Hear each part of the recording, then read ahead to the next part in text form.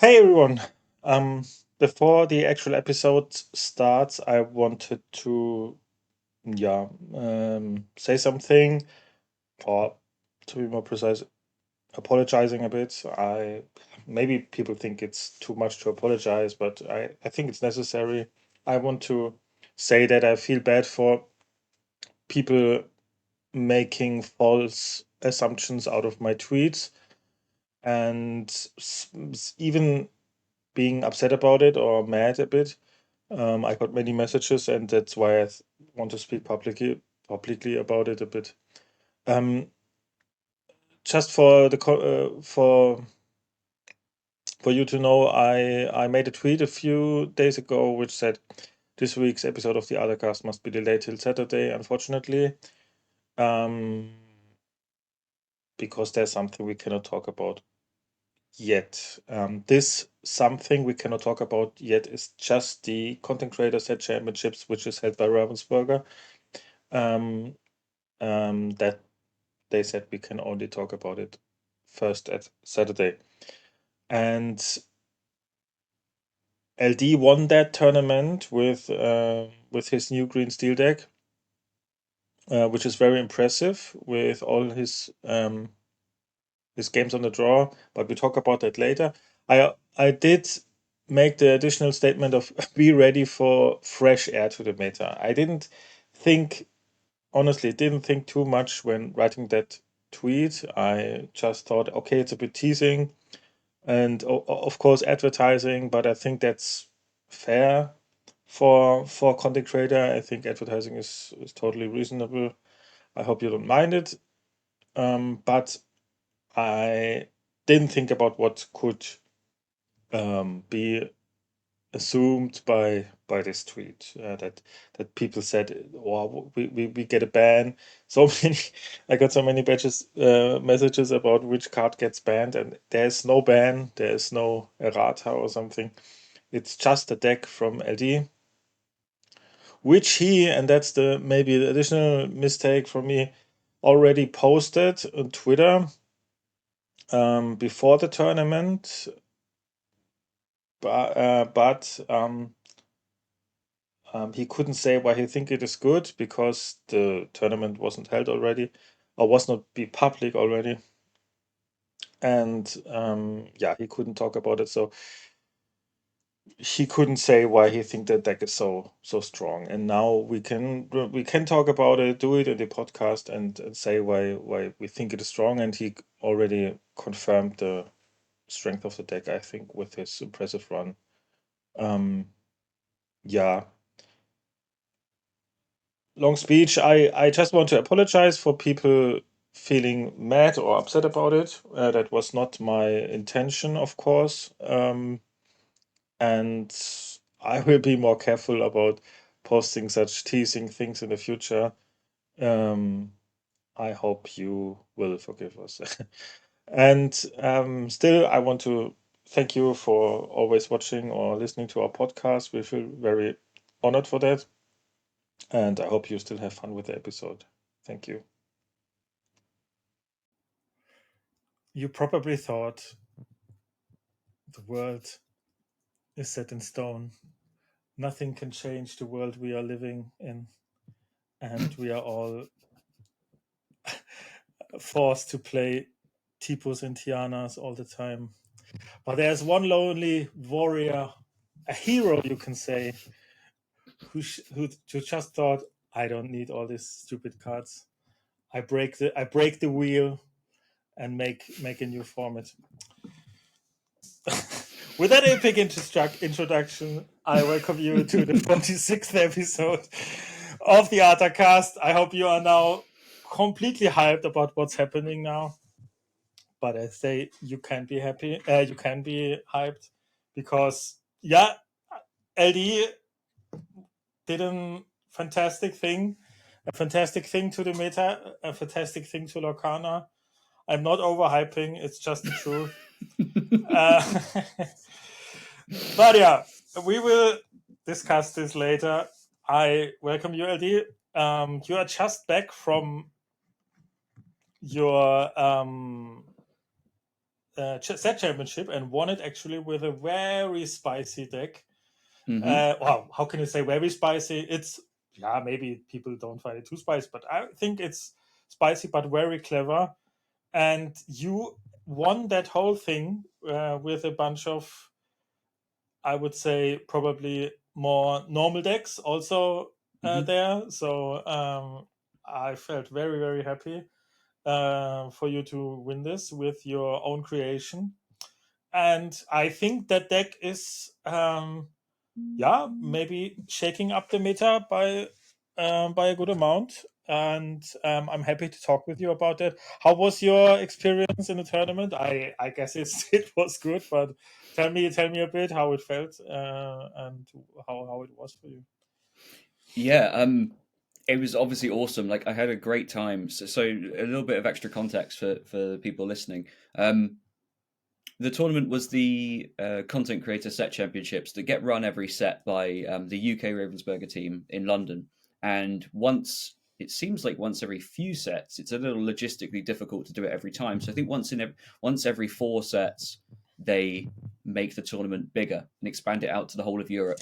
So it was a 32-player invitational set championships to sort of launch the set champ season and help promote it a bit.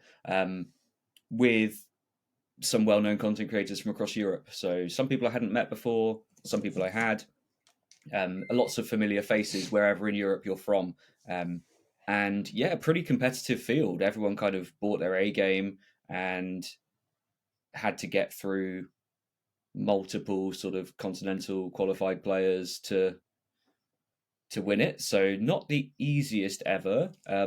And yeah, I just went. I was so super excited for the week before because I've been working on this deck, this green steel tempo deck that we'll take a look at for about a week and a half before the tournament.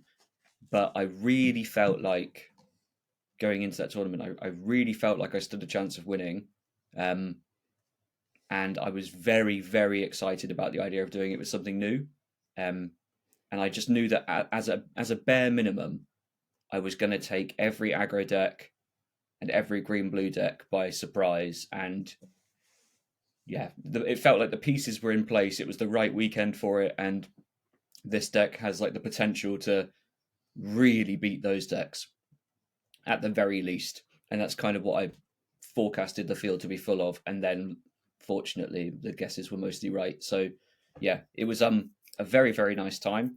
And thank you to the team at Ravensburger for inviting me, and the teams at Disney as well for hosting us at Disney HQ. It is always like weird, but positive but weird experience to be there. Like when you walk in and you're sort of right in the offices and everything going on, and kind of like, how did I end up in Disney headquarters in London?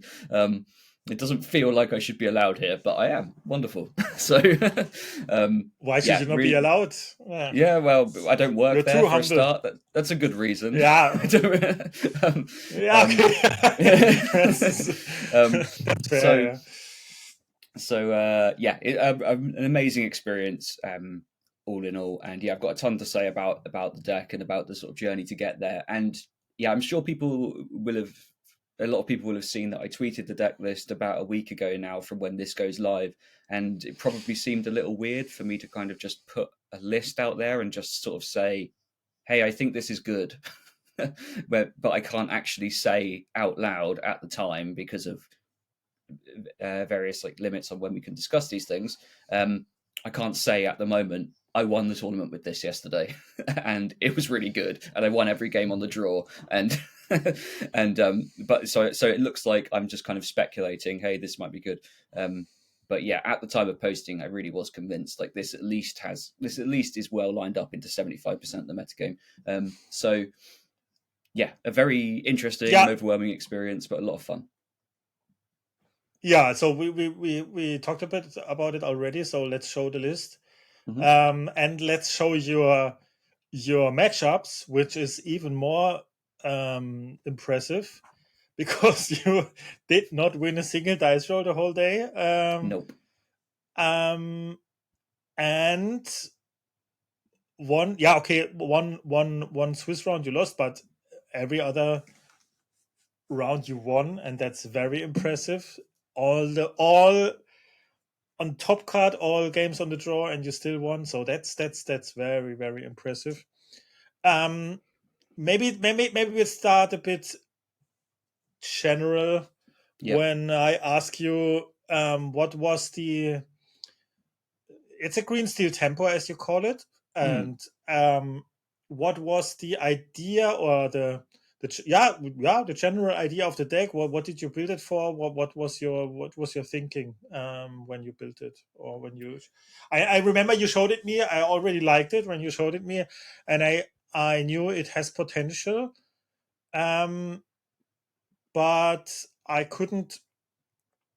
Yeah, of course you built a deck, and you made a thought when you built it. So let's tell us, please, what you were thinking.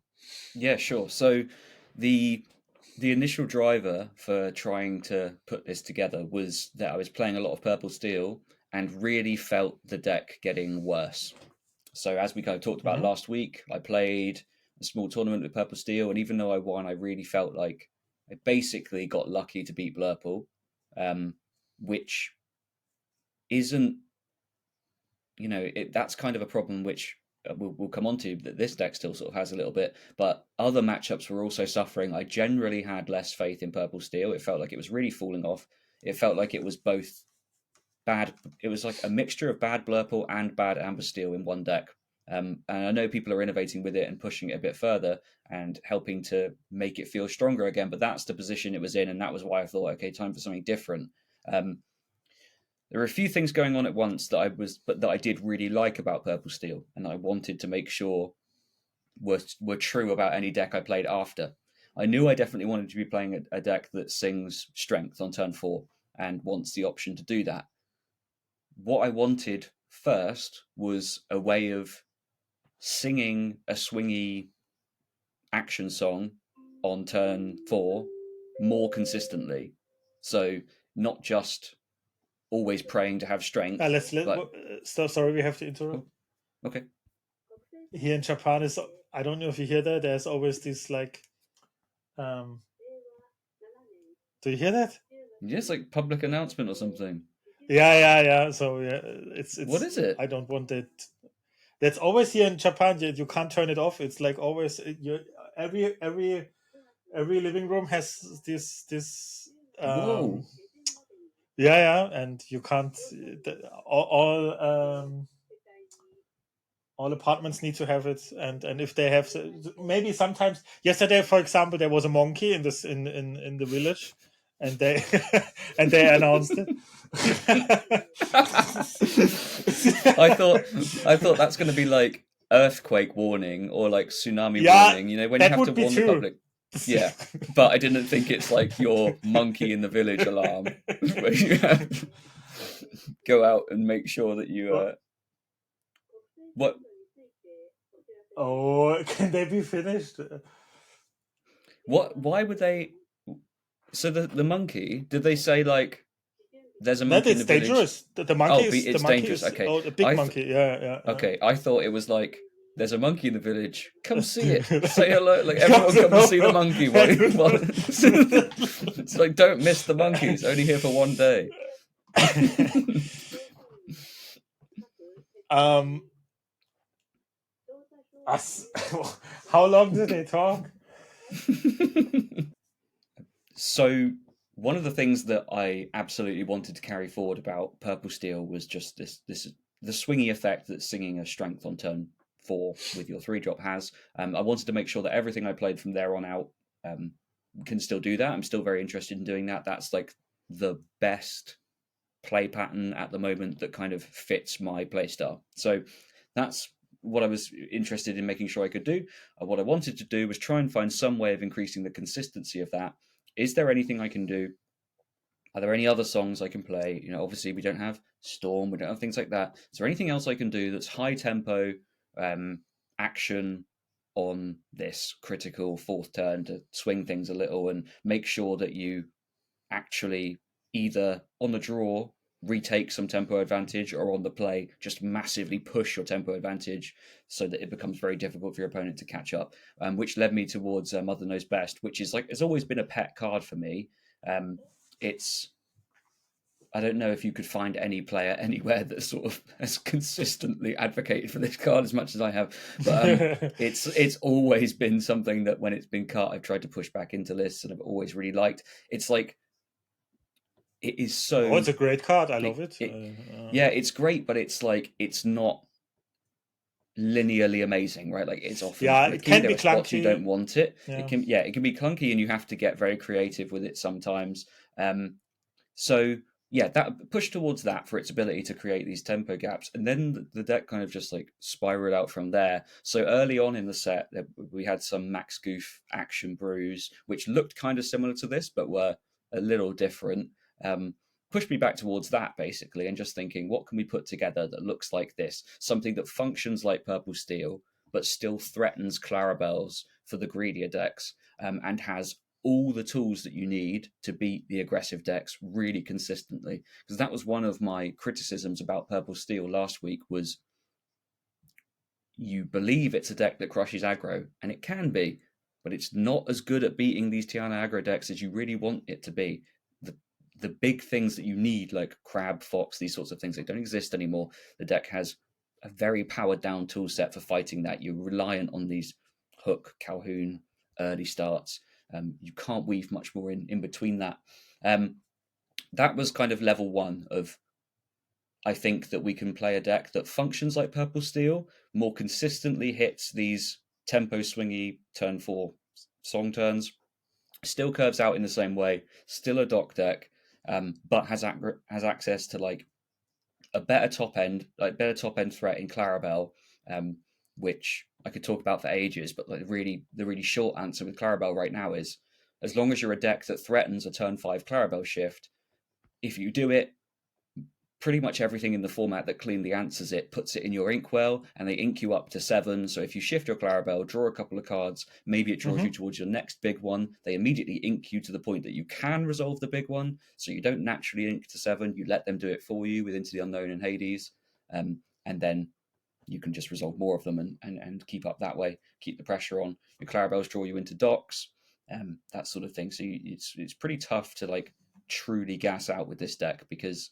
you have a ton of, not loops, but a ton of interactions where late game, so many of the draws become live, where it's like, well, obviously you draw a dock, that's great. You draw a 3-drop Clarabelle, that's really good, because typically you have gassed out for your opponent, or you're lower on resources than them because you're playing slightly more aggressively. So that's going to draw you a card. Your big Clarabelle's a big threat. All of your Mother Knows Bests threaten to bounce your own docks and replay your own docks. All of your Max Goofs threaten to rebuy Mother Knows Best and bounce your own docks again. It's actually very consistent to get the engine going. Again, your top decks all feel really live, which is great. And yeah, that's kind of like the whole ethos of the deck, is just that you play, it's like an anti-aggro list that maintains a ton of card draw and has these weird loops and engines that can keep you going late, and also just situationally plays 4 Ursula, 4 Pete, which makes it line up really well into blue green. So all of these decks that are holding tons of songs at the moment, they're very comfortable holding them. Some of the decks are actively mulliganing for them and acting like Ursula doesn't exist. Take the right one at the right time, and you completely blow these matchups open. So looking at the results from a couple of weekends ago, the trend in the metagame was blue green and amber steel together are constraining Blurple. They're both putting different forms of pressure on Blurple, and it's becoming hard for Blurple to just win everything. So I bet on they push Blurple down a little. You're never going to kill it. The deck's amazing, but they push it down to what I was hoping would be like a 20% meta share rather than 30 to 40. And then I catch both of them on the way up. Both of those decks, I really feel like I can beat on the draw even. So look at what's pushing the best deck down, try and catch the other two on their way up, and play something that basically doesn't look amazing into Blurple, but eats the things that can beat Blurple. That's sort of what was going on in my head. It was a pretty active couple of weeks of of deck building and thinking. Yeah, that's the sort of short version of the story, though. Yeah, very, very, very. I think that's all sounds all very understandable and great. And you proved again that you. And then the blurple, yeah, I mean, you even won it against it on the draw in top 8. So Yeah, it's not too but bad. Yeah, yeah. it's incredibly hard to do, and I had to Mhm. I not to be overly dismissive of myself or anything as a player, but that was made possible by the fact that the opponent drew really badly in the first game of that best of 3 and gave me a second game. So I they needed to run pretty cold for me to make that into a 3-game set. So yeah, you've got to have things go your way in that matchup. It is tough. It is tough on the draw, and there is maybe we approach this as a separate subject, but every deck in this format currently has at least one matchup which is terrible on the draw, and for many of them, it's the mirror, right?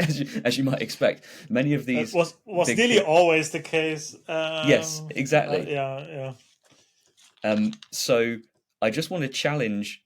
So a lot of people have said to me, if you think that your Blurple matchup on the draw in particular is bad, how can you justify playing this deck? And it's a really, really good question, because if you knew that something is 30% the metagame, why would you ever play something that has, you're basically, if you see your opponent shuffle it up, you are then praying to win the dice roll. And if you don't, the odds are really stacked against you. It is winnable on the play. It's still hard, but on the draw, that's your real problem. So that's the real gap. The question is, why would you play something that has a bad on the draw matchup into the best deck in the format and by far the most represented? And my challenge to that is, if you follow the same logic, Blurple is not playable. Blurple has a bad on the draw matchup into Blurple. So go on, challenge me, please. Yeah. No. I think that's true what you say, but I think I mean I played Blurple. I don't know, this season I grinded that much, really, really, really much, and especially Blurple. Honestly, I know you hate Yep. me for that, but I just wanted to see what this deck does, and Blurple and Purple Steel are both for me decks that I honestly, I have to admit, enjoy playing. I know you hate me for that, but I don't hate you for that. I know that you like good purple decks. I will never shame you for playing really, really good purple decks. That is I mean, fine. I was more the person that played also these grindier purple decks Sure. a bit more than you. You didn't like red purple also that much. I think I played more red purple than you, probably because I think you are not. I like grindy games sometimes, and I think the blurple. I grinded it so much now. I honestly, that meta as a whole, I really enjoy. And the blurple mirror is how can I say, really, really skill intensive, I think. And Yes, it is. there are some non games, like always there will be, but I don't think I'm too afraid of playing the blurple mirror on the draw. No. It feels like red purple mirror on the draw in the past, for me, and I think, okay, let's play the game. If I Sure. play against a very, very good player and equally skilled player than me, I will probably lose on the draw. But I think the skill expression is there, and I don't mind it. But of completely course, is. but of course, but I think that's reasonable to play a deck that has a not the best blurple matchup. I think you underestimate the deck. No, not you do not underestimate the deck. You spot. I think you are too harsh, because yeah, it's 25%. Maybe it's lower because the people. I could see people not playing Blurple that much because they are afraid of being targeted, especially the Hmm. top players. I could guess. I don't know, but I could assume the top players will not play Blurple because they think it's targeted. And if you ever play Blurple into Ember Steel aggro, that feels really, really, really, really bad. Yep. Even on the play, it can be really. You need an exact combination of cards to really be able to compete. You need a one drop. That's the first thing. If you miss that, you lose. Ramp is always the card that you need. So like you need to have a one drop. You need to have ramp, and you nearly always need at least one into the unknown. That's the first step you have to take against it. If Mm. that's not the case, you can't even play. And then they have like these strength on the play games that I don't know, you don't need Yep. to play so and then so you all most of the time only have a chance on the play, and even then it's hard. So I could assume like many top players will not see themselves being like that vulnerable, wanting to be them for being that Yep. vulnerable in the first rounds of the tournament, Yes. Exactly. randomly dying to an echo deck. Yeah. And So that. yeah, Yeah. That sorry. that that was my thinking too. Is that Mm-hmm. I don't have to. I don't need an incredible matchup against Blurple. I have to rely on the fact that there are two decks now which are very popular with player. You've got Green Blue, which is a very popular choice between extremely experienced players. They have a lot of interest. Like it's kind of like the control-y beat Blurple route, and then there's also Amber Steel, which has a ton of players behind it, and all of which you will need to beat in the early rounds of a DLC. Mm-hmm. So the read was just if other people are putting enough pressure on Blurple and beating it, like I will take a tournament run where I rely on lots of the Blurple getting put into the X1, X2 bracket early. Try to hope for my positive matchups, which is like 70% of the field, so fine, no worries. In the first few rounds, and then from there on out, try to just beat the decks that are beating Blurple, or have beaten Blurple to get into the same bracket as me. Um, I think the current DLC format with so many rounds of best of three, you do need to be both lucky and good, and Yeah. you do need a No. strong strength of schedule. You need to find the Yeah. matchups you're comfortable in multiple times in a row. You'll be able to skill gap your way out of some bad ones. Mm. Um, Across the course of 11 rounds, whatever it is, odds are you won't skill gap your way out of all of them. Yeah. Of course Obviously, not. as Yeah. an Of course. experienced and good player, you have to back yourself every single time. So Mm. a deck like Blurple will remain popular because you can gap the good stuff sometimes I and think. often enough. Yeah. It's for me. It would be still reasonable because I people called me crazy in the start because I said um the blue green matchup for Blurple is not bad, and I think honestly Hmm. Blurple is favored, and I still think like that if you play it correctly, Yep. because you are also able to dump your hand like the green blue deck, Hmm. and then by ramping by hardcore ramping you can say, and Yep. then you top deck better than them in basically it's just Hmm. simple. And if you don't draw cards, they don't draw cards as well because they're completely reliable on Clarable. Yep. Um, I feel very confident against Green Blue, so that still would be a reasonable deck choice for me. Blurple is of course a reasonable deck choice. I would say, yeah, yeah. It's Hmm. of course, yeah. Yeah. Why should I talk it down? I think it's a Yeah. good deck. Yeah, yeah, yeah. It's like the red purple. Blurple is red purple. You can say now. It is. Yeah. It's like yeah. It is the new red purple. You can say maybe it will change, but this season for sure it's the red purple deck of the format. Hmm. You can Yes, say definitely. the what did you say? What did you say? It's the what was the name for red purple? Junt. Is it Jund, Junt? yeah, No, it it's is. not Junt, right? Yeah, it is Junt. It is. Is it Junt? Yeah, Yeah, it is. Okay. Yeah, it's actually it's almost yeah. more Jund than red purple was, because in lots of its iterations, Jund wasn't. Well, no, Jund never had ramping really, or much of it. Yeah. Okay. Maybe there was some situational, but it also wasn't a sweeper deck. It was like card Hmm. draw, cheap and efficient, mixture of cheap characters and efficient characters. Like it could curve out disruption and spot removal, And but big bodies. nothing has the spot removal like Blurple. Hmm. I Yeah. still I Yeah. still look at the deck and I'm like disgusted at the fact that like three of the best removal effects in the game currently, three of the five best are all in that deck, and they're all stapled to fat bodies, and that is gross. Like You mean the Hades, Elsa, and Bell, and Hades. Bell? Oh, yeah. Okay. Yeah. Yeah. Yeah. Yeah, Yeah.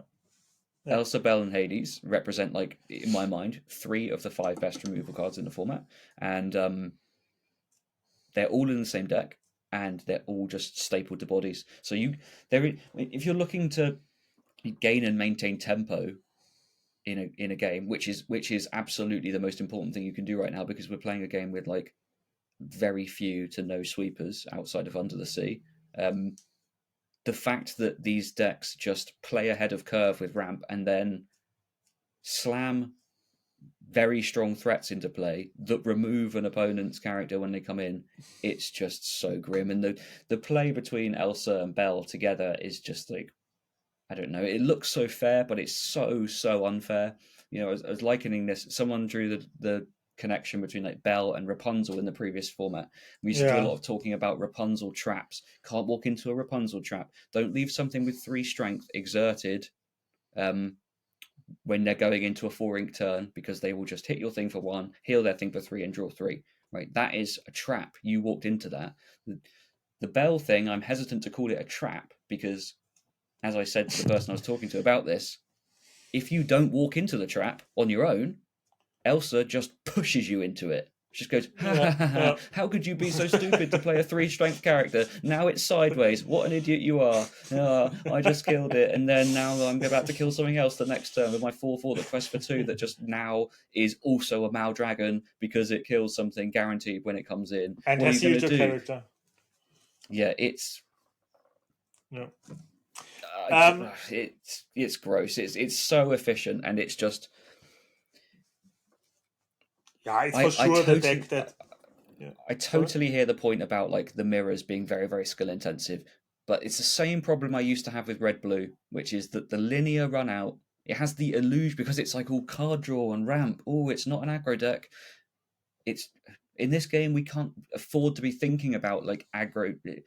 Aggro doesn't play like it does in other games. It's more about linear versus non-linear decks. Aggro actually has to adapt its play lines. Blurple doesn't. You can take such a similar line in every matchup. There is adaptation there, but Yeah. the run out of ramp, genie, Elsa, Belle, Hades is That's the always as non-games. good That's on the the non-games. Yeah, that's the non-games. But yeah. there are only the non-games for me. Like the non-games, I completely agree with you. But if you not have these non-games, I think then the game starts for me. Like, Yeah. but it's fair what you say. I totally understand what you mean, and I I don't really disagree with it. I don't want to say like I disagree. I think I know what you mean, Mm, and yeah, what can I say? I don't disagree. Yeah, I think yeah. there's a bit more decision in there, but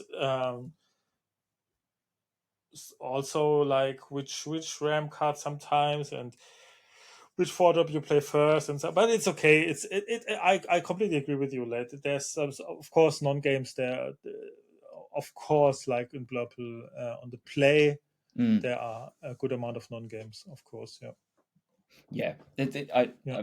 I really don't mean to like talk the deck down. I know there are No, important no. decision points, but it's like the for me, just those non-game linear runouts, they are quite common. I know it's not every game. I don't want to exaggerate, but they are quite common, and it can be very frustrating when when you lose to something and like the pilot played very little.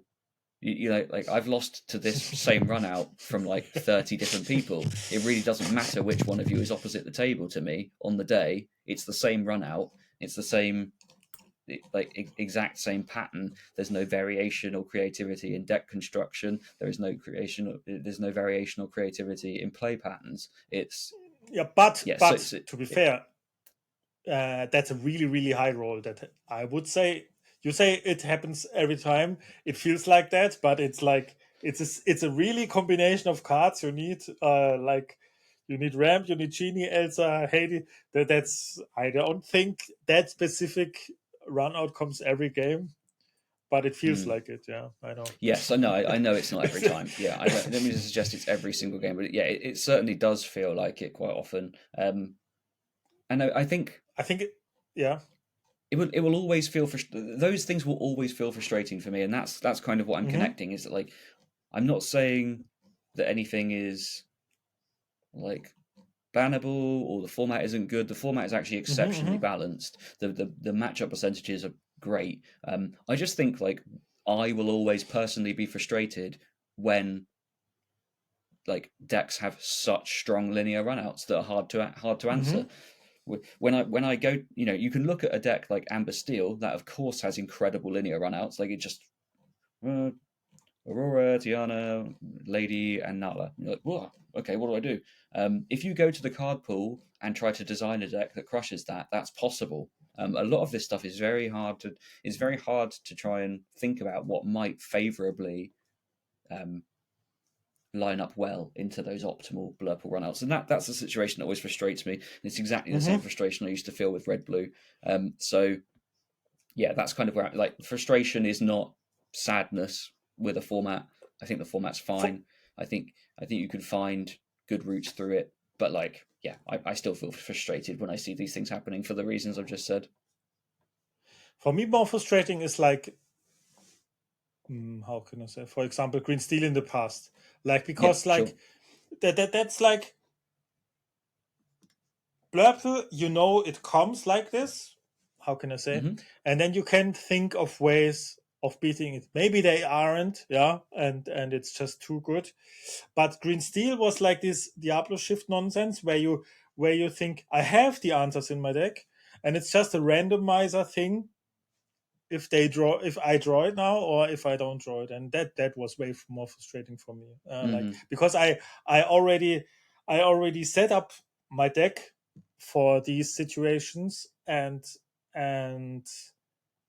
have the answers in my deck that I have the plan to beat that, but it's totally random if I have it in that specific time, and you needed it Yeah. in that specific turn to be able to compete. And Blurple, you can say, okay, if Genie Elsa is too strong, maybe I play. I don't know. There are some thick evasive cards, or I don't know, like this 3-cost Genie, or I don't know, maybe some Yep.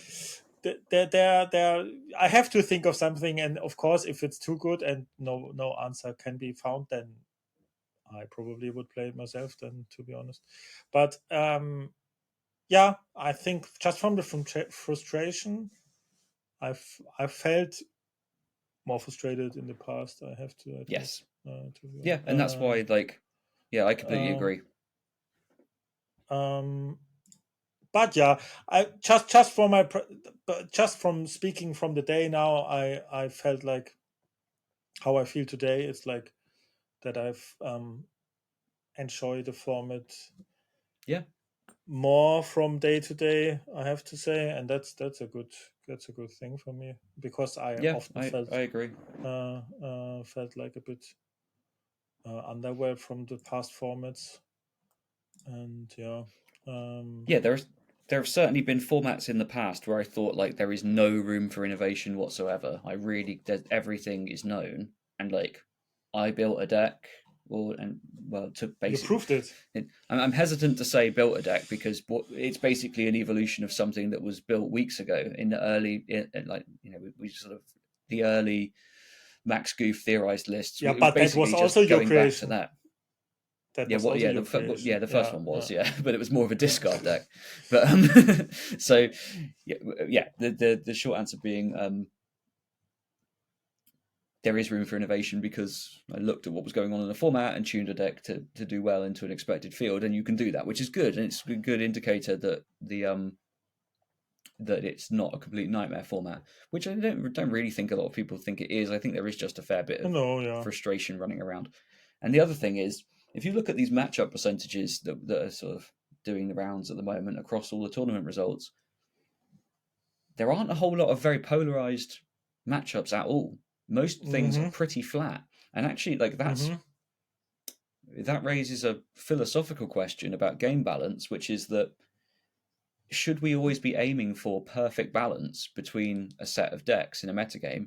Because as soon as if every matchup is 50-50, then the variables outside of the matchup matter more. And if that variable is player skill, brilliant, because we'd all love to play a game where everything is skill gapping. But if that variable is the dice roll, for example, that also gains a lot of weight. So people feeling frustrated about, oh, we've got to win the dice roll to do well in this format. It's not strictly true, but it certainly is very impactful because the flatter the metagame, the more 50-50 everything is, the bigger of a relative advantage winning a dice roll is versus to like finding gaps in or finding your polarized matchups, that sort of thing. That's true. I think it comes back to the philosophy that you want to have, because like, or you can more say like, between you and me, do you want to be an executor or do you want to be an innovator? I would say like Yep. that's the because I would say I still would say like, if I would play Blurple, I take nine mirrors today. I would take it, Yep. Maybe not Blurple mirrors because it's very exhausting, but it's like in general, I would say I take these mirrors and I take all these 50-50 matchups. I would say I take them.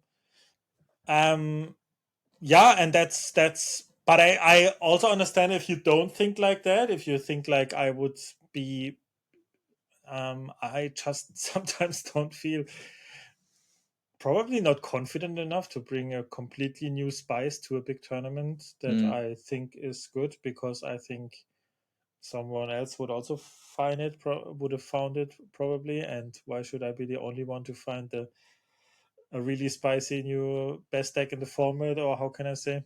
So I would probably take some of these fair games and hope to skill gap a lot of people. Mm-hmm. And even though we both know that the odds must be completely into your favor to even make it, no matter the approach you take. So I think it's both reasonable. Um, but Yeah. how did we come to this? We were just sort of talking about Blurple and his position, or the standard across the whole metagame at the moment, and the fact that it's quite flat. And basically, are you taking your mirrors or are you Okay. trying to disrupt a little bit? But no, I completely agree, and it's interesting that like we have very similar ways of thinking about a lot of stuff, but we do have quite different mindsets in that. And the one bit of thinking that I kind of wanted to touch on today, that was very helpful for me this weekend. That this will go back for people that have listened forever. They'll remember hearing about this before. Back in the past, I always used to say that green purple was a 100 card deck, but you play 60 cards on any given weekend, right? So I have this like How do you mean that? toolbox. Yeah. So I used The to card pool of the deck was 100 cards, and you exactly. chose the. There were Yeah, okay, th- there yeah. were Okay. 100 realistically playable cards that could go into the deck, Mm-hmm. and you had to select Mm-hmm. the right ones for the weekend. Mm-hmm. So I try Mm-hmm. to maintain that like toolbox style thinking of there are very few cards that are just out and out bad. Cards are only situationally bad. And I have a perfect example from this weekend, which is Lewis, right? We Mm-hmm. theorized Lewis would be an incredible card at filling that gap that Fox formed.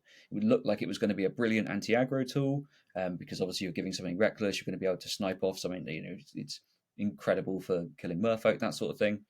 That was the theory going into the set. The testing immediately proved, okay, this card is close to unplayable because everyone curves hook on turn 1, and if you trade your hook into Lewis, it's just awful. Like that's a terrible value proposition for the Lewis player. They just lose it immediately to hook. Great trade up for your opponent. They just continue deploying threats. I went back to Lewis this weekend because after looking at like the list that Sky won with and the Amber Steel lists that people were playing with the weekend before, the hooks are gone. The window is reopened for Lewis to be and good. Caloons. Yeah, exactly. The cards that trade up really well with Lewis disappeared. Suddenly, Lewis goes from unplayable in the matchup to almost auto-winning the matchup. If you can grab a Tiana quickly because they don't have the things to trade up into it. The best thing they can do is shift a Rhino, take the trade up, then they immediately lose their Rhino on the crackback and set themselves back a turn. There's almost no bad play pattern for Lewis into those versions, so that comes out of the deck box and suddenly goes from being unplayable to an incredibly important tool in the matchup.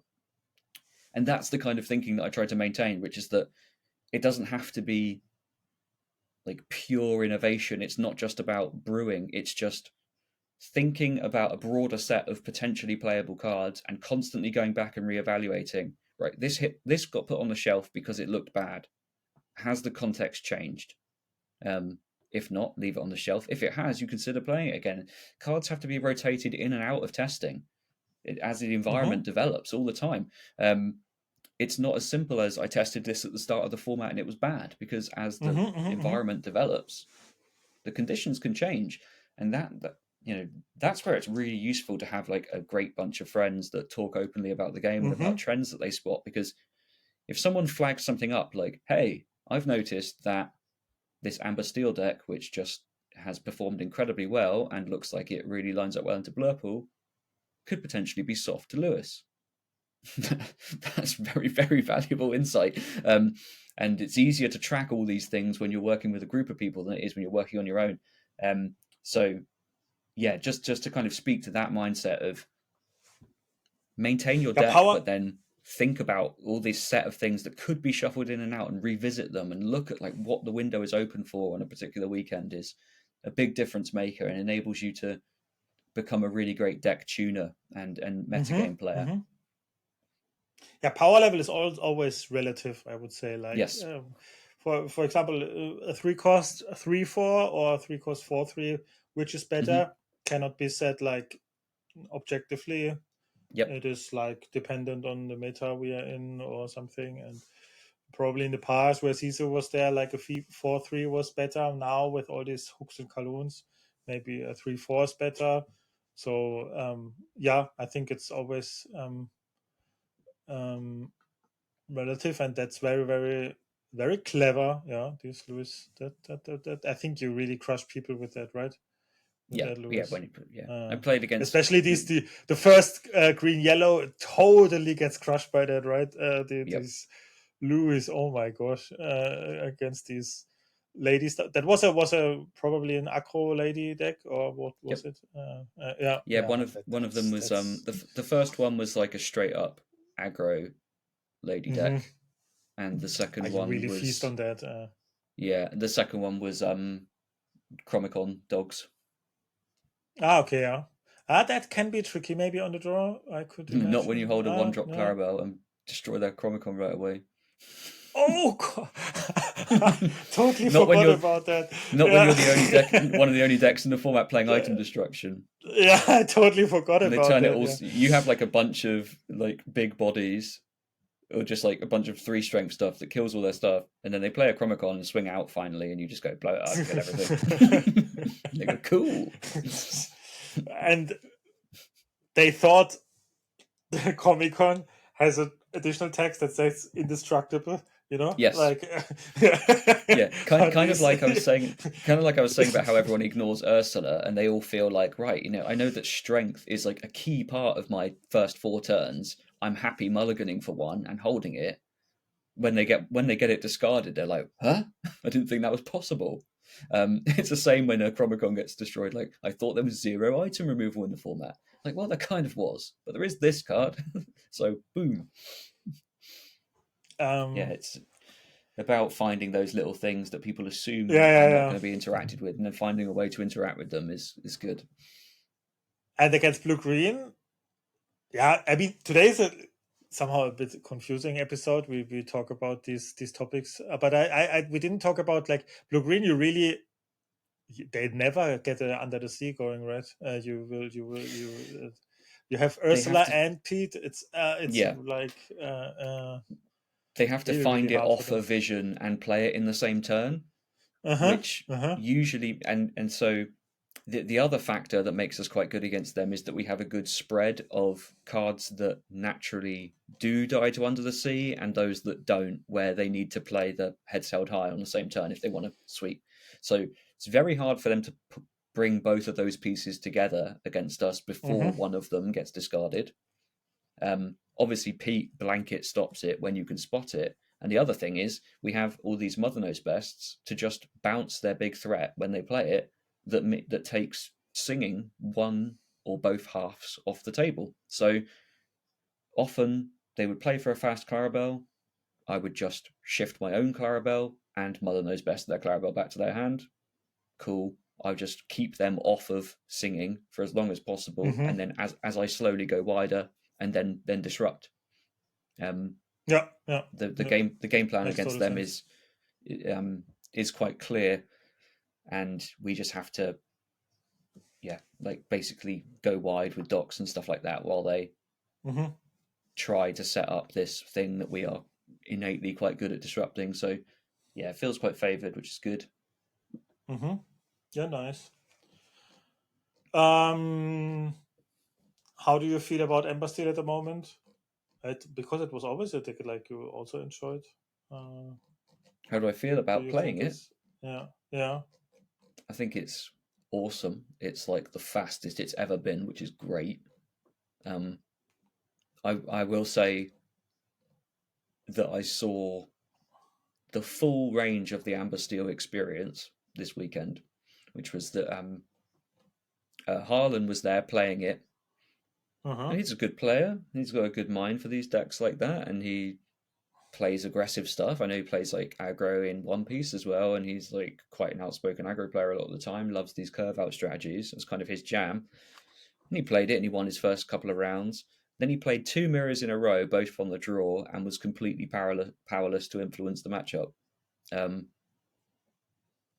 so yeah I think the mirrors are that's miserable awful enough for yeah me to not play it, but yeah it is yeah so yeah good. It is, and I maintain that it has the highest skill ceiling of any deck in the format. I think that the window to actually gap people with that deck is so much higher than people seem to appreciate. Um, yeah I think it's but the like mirrors remain frustrating. yeah I think it has the highest learning curve, Yep. but then if you can do it, there is not much ceiling anymore for me. Like these like you have to learn it, but then don't need to adapt that much anymore. I think Mm. that was always like my experience. Yeah. Um, I but it's a very I'm very afraid of this deck. I think it's Yeah. if you ask me, probably the best deck in the form. It's such a weird term always, but it's like Yeah. it's it has so it has so much.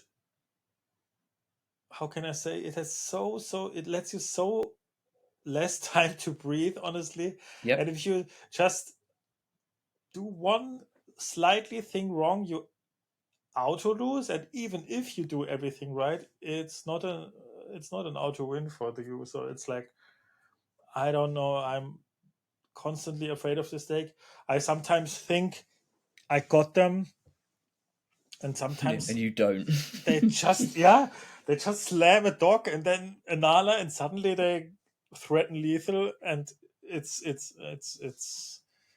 crazy. It's crazy. I think Yeah. my guess would be right now, if tomorrow would be Bologna or Milwaukee, Embassy would win. That's my feeling right now. But it's I think that's also like very, how can I say, um creative, no, how can I say, imagine, it's random, everything can win. Yeah. Don't know how to express myself.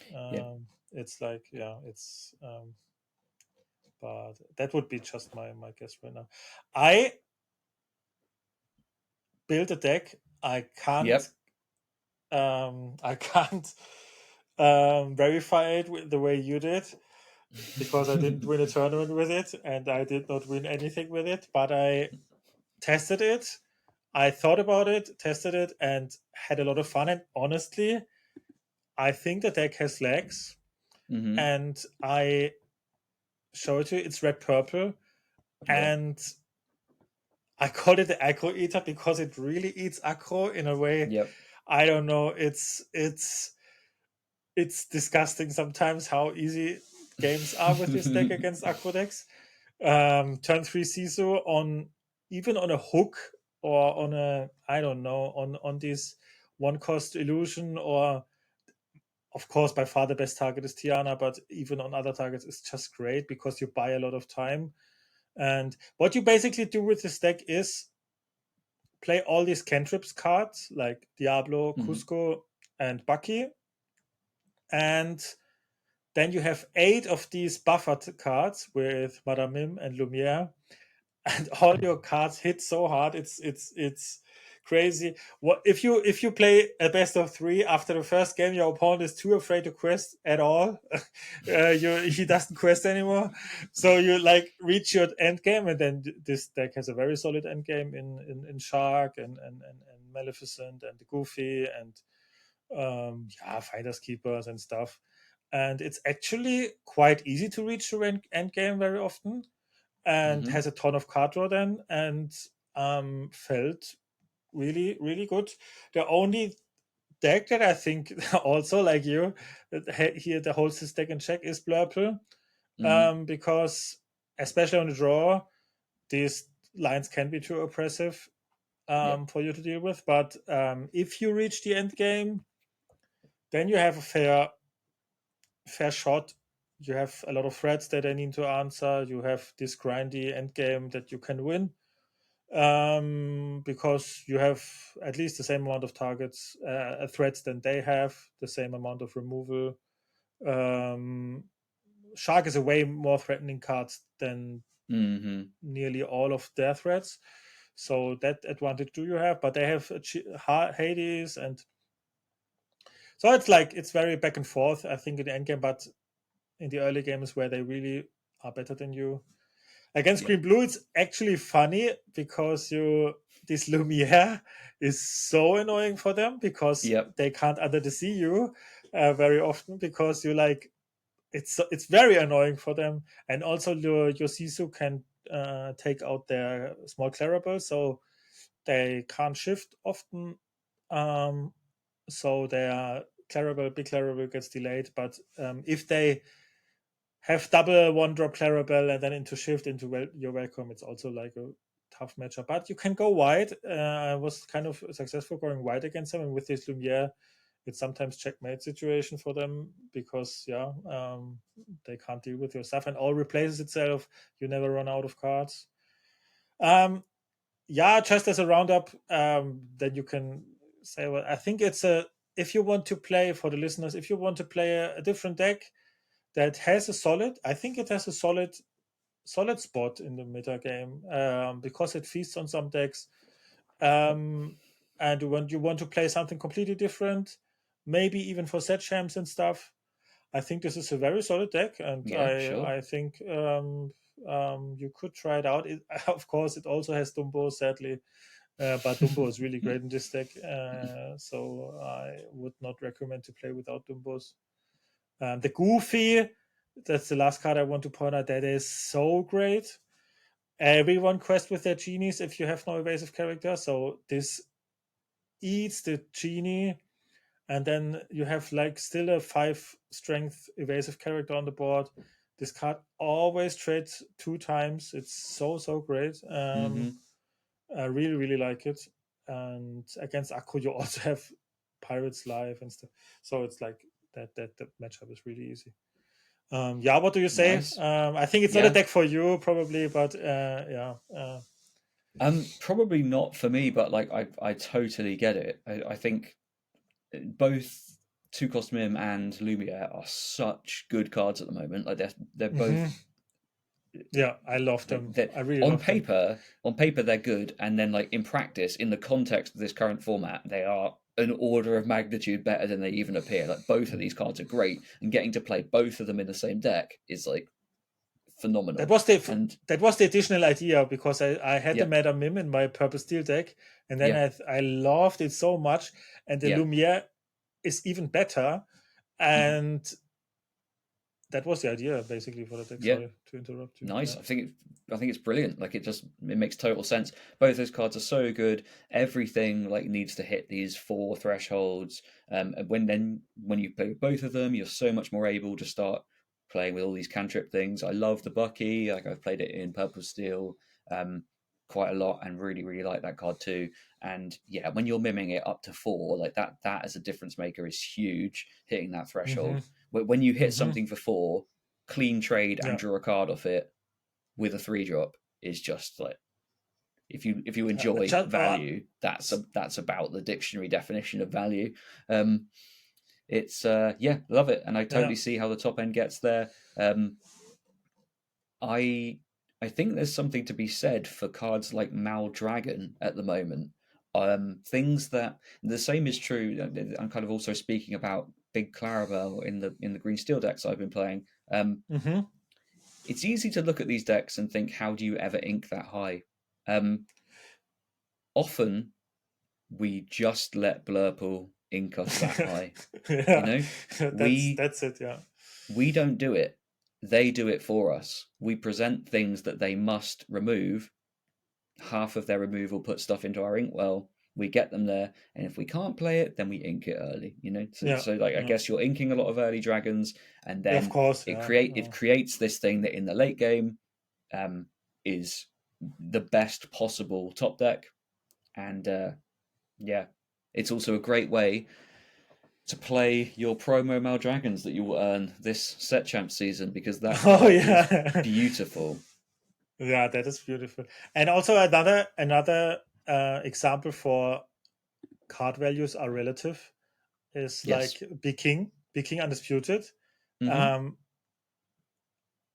I don't think it's surprising for everyone that no one plays around this card anymore. Yep. Absolutely no one. So you sometimes I really get people with Big King Undisputed. It's really crazy sometimes. Wow, they play. Wow, that sometimes it's really good. In the past, the card was really bad because everyone knows. Okay, I just let my Cusco be there or my Rafiki and stuff, and but you get people with this card, and yeah, as you said, it's exactly like you said. Like you play a shark, they need to Hades it because what? Yeah, they need to Hades it. So you like, and then you ink one turn higher, and then you play Maleficent. Maleficent eats one Hades and is stronger than anything they play, so threatens to eat another Hades if they exert it. So it's a great card against Blurple, Yeah. and yeah, it's like I said, yeah. If you reach the end game, it's great. If they go like you said, like Genie into Elsa into Belle, then probably game is not um, can be over very fast. But yeah, I think that's fair. Yeah. It's Yeah. also not the matchup which I built the deck for. Like, Yeah. Exactly. Yeah. but yeah, Nice. And while we're on yeah, the topic nice. of Maleficent, actually, I do just want to take this opportunity to show Oh yeah, people oh yeah, oh yeah. this wonderful piece of hardware, software maybe. It's pretty soft that you can that you will be able to win in your own set championships. Some of these mats have been a little hit and miss. This one is a banger. I do recommend going out and winning this. It's really nice. I know it's easier said than done, but that one is worth coming out for. I will say. Um, I think it's going to be very sought after. So even if you don't want to keep it, you can sell it. Nice, yeah. That looks so great, and I think at some point the card will always will also be playable again. I think Absolutely. the card is as at some point the card blue red was really especially red as a color. I say it again, it's like I don't know. I feel really bad for them. I was not Hmm. the greatest Ruby enthusiast, but Ruby is really demolished, completely vanished in every Ruby color combination, completely unplayable. Maybe red Yep. purple is with by far the best, I would say, but it's absolutely crazy. And I think, and I hope and think that will change. Yeah, I hope so Yeah, too. But I think yeah, it's one of those things that's very likely to change. We know that yeah. we know that it's going to be possible for one or two reprints to appear in any given set.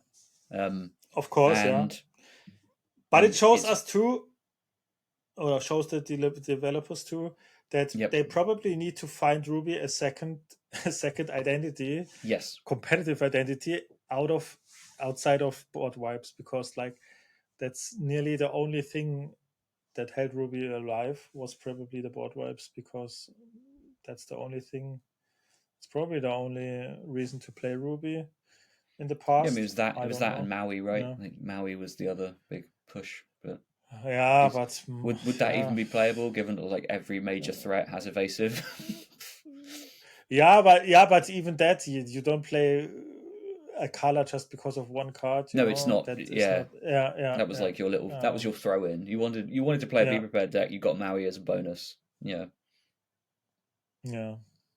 I'm excited actually because I will play on Saturday. I will release a video. My first locals here in Japan. I will release a video about it. Set five. amazing. I will be. I will tell you about it next week. Yeah. Nice. I'm very Nice. excited for that. Yeah, I don't think you are, because I have to fight my way through Diablos again, and I don't know why do I do that to myself. I like And that. yeah, but I sometimes I think you can't escape your destiny, because I thought about what deck do I buy, yeah, because like, but it has a different reason too. I promised myself when I come here and I have to really play set 4, set 5, I will only slam Diablos and Prince John all the time. But Hmm. honestly, it was also the fact that Green Steel is a very expensive deck, Yeah, yeah, sure. and Red Purple is very very cheap. Honestly, Hmm. it has no legendaries, nothing, and that's why I bought a Red Purple. I really bought a Red Purple. I I come to this nonsense dignity stuff again. I don't know. Yeah, Yes, but yeah, you are doomed to repeat the same with patterns.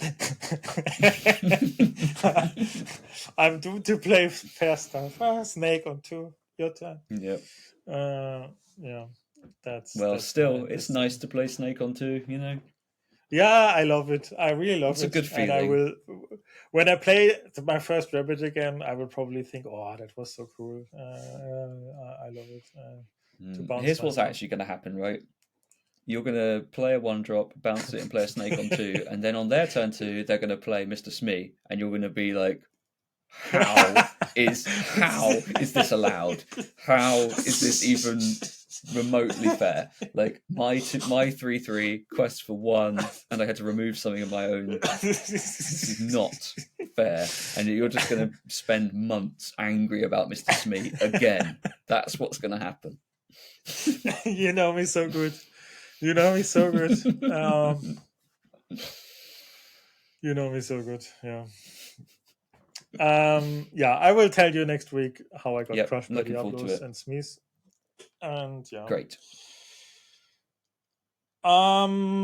Is there anything you want to talk about No, I left? think that's pretty much it. No, I just wanted to, yeah, again say a big thank you to the people at Disney and Ravensburger for having me at the tournament. It was a great experience, and yeah, highly recommend that people get out and play their set champs this season. I know that there's DLCs to squeeze around it, but it's it's a format where there is a lot of room for innovation, I think, and set champs is a great way to do it. It's a perfect kind of size field to where you can where a unique idea that preys on a high percentage of the metagame can cut through the field, and you can get some real meaningful rewards. So yeah, highly recommend you get out and do that. Yeah, head to as many as you can and just enjoy hanging out with your friends, because it's an awesome experience. And I would go to as many as I could, even if I couldn't play, because it's nice to just chat with people and be around them, that sort of thing. So yeah, do get down there. Prizes are awesome this time, and they're probably only going to get better. So looking forward to another good season. And yeah, I think that's all I need to say. And now it starts slowly to get very exciting, because like I think in 2 weeks there's Bologna, right? Mm-hmm. So next week we will probably make a more deep diving episode, maybe, because afterwards you will compete there, right? Yeah, And I'll have then to fly pretty much exactly after recording. but you have to be careful what you say, because people shall not know what you will play, right? Well, So I we'll think let's see. a lot of people will expect me to play Green Steel now, and I think that the early spoiler is that that's probably not happening. But we will explore We every will avenue. see. We will We will see. see. We Yeah. will Oh, see. I'm very excited, and I'm honestly a bit like relieved that I'm honestly a bit really. I feel I don't feel I don't have fear of missing out. I just feel like I'm excited to watch that and see what Yeah, people will do, and I will see it from afar, and be very excited watching it. I'm looking forward to it. Yeah, nice. awesome. Nice. Okay, then I think we can wrap it up, right? Yeah, let's wrap up. Yeah. Sorry, friends. It was a bit like, a bit confusing. Maybe today we jumped about topics, but yeah, there was so many things to talk about. Thanks everyone for watching. Till next episode, and bye bye. Bye bye.